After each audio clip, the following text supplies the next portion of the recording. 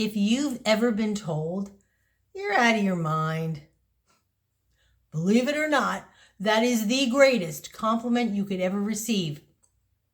And the only way to respond to that is thank you.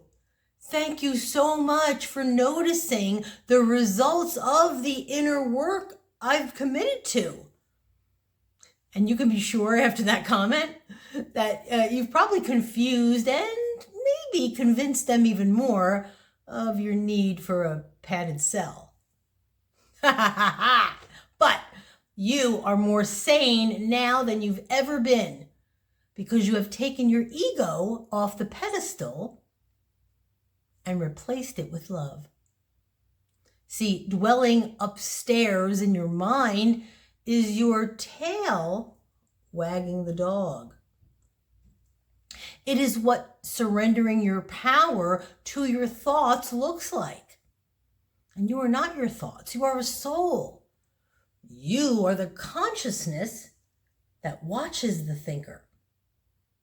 And in order to fully embody this way of being, you must become the observer of that, separating your inner self, the soul, from your physical and external self, the ego. And it is an inner standing, okay? A process that not only transformed my life and my vibrational attraction, but it's also your inherent right as well to live the life you so richly deserve. So, if you are ready to step out of your head and into your dream reality, stick around. And together, we'll have that dog wagging the tail in no time. Let's do this. Hello and welcome to my channel. I'm Izzy, your soul energy alchemist, spiritual embodiment coach, and certified meditation and mindfulness teacher.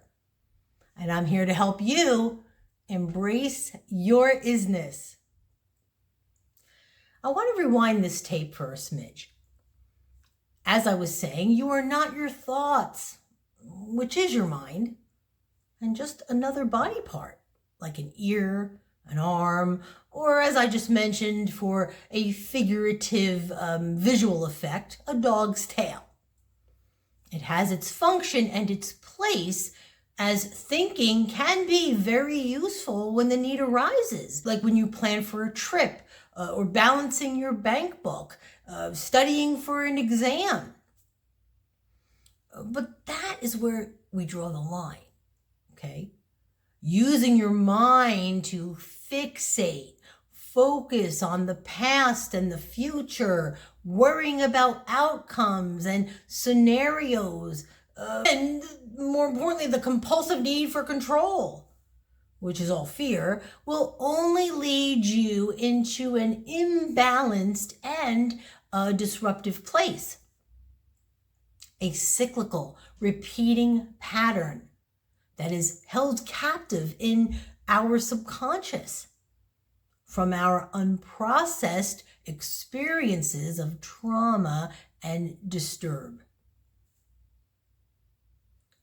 I spent 48 years addicted to and disempowered by my egoic mind. It ruled my very existence and kept me in a spiral of fear that was relentless. I grew up in an unstable, emotional, and financial environment.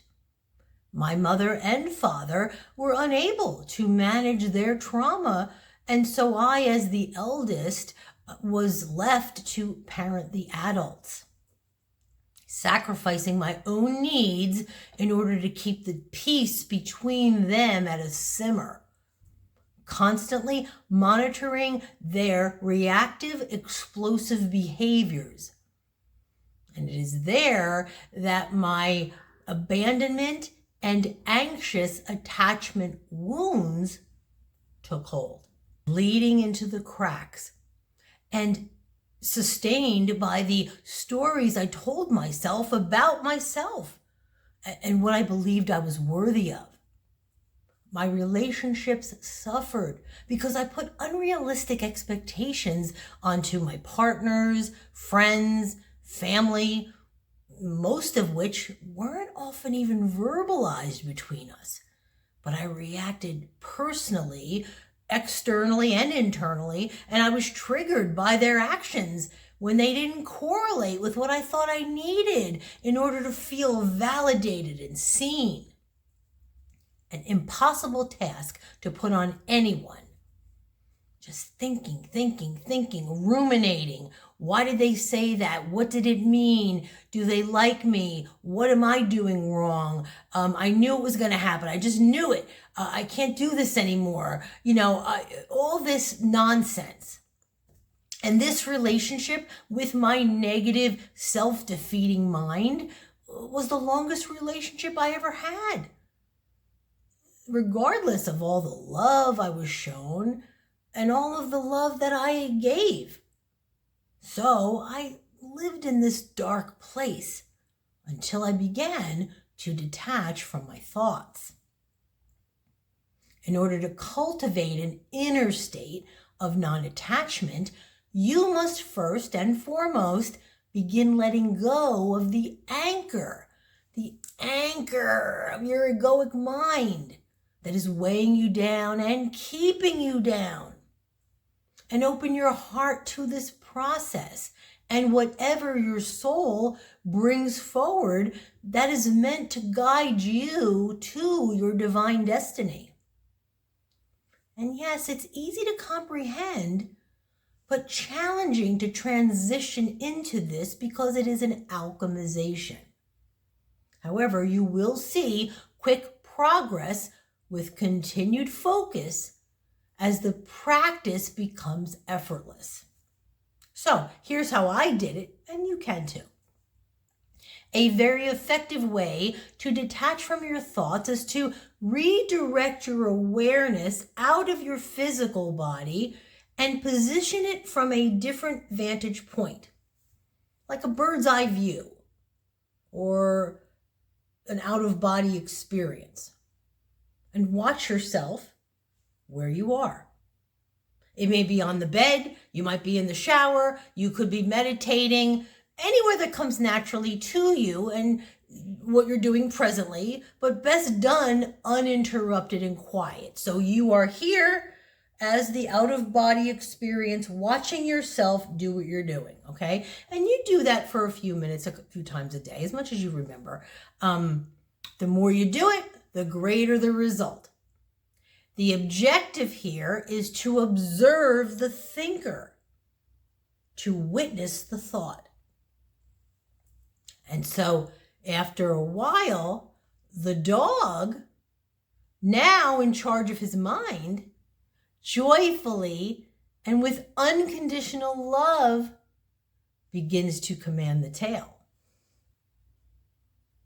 For my final words today, the purpose of your awakening is to awaken to who you are as a soul, to shake the rug of the fear-based life of impractical, non-serving, you heard it, thoughts.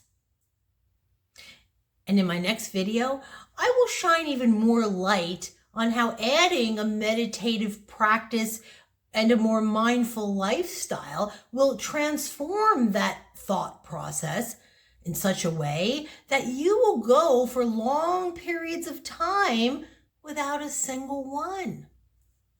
It's just bliss. Okay, guys, that's a wrap. If you dig my vibe, please like and subscribe. Go into this day with gratitude and an intention to serve it forward. But most of all, always do everything from your badass rock and roll heart. Until next time, I thank you.